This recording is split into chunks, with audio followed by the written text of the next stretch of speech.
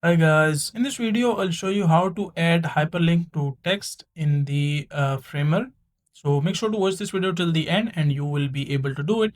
Now I have opened Framer and from here just let's say that I add a simple text and you can just write down anything. Let's say I just write Apple is launching new iPhone. So let's say I write this text. So let me just enlarge this text like this. And once I have written the text, so let's say I want to add a link to this text, which is iPhone.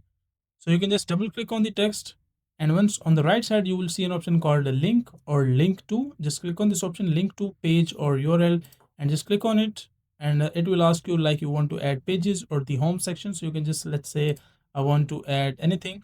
That's your choice. And let's say that you want to add the website of Apple. So just write down apple.com, and once you write this down, just press enter.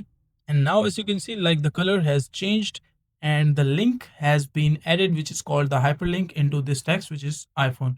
So in this simple text iPhone, the link has been added. Now if you want to change anything like the effects, the colors, the style, the font, you want to change it, you can change it. That is simple. And once done, you can just click on publish and it will be published on your site.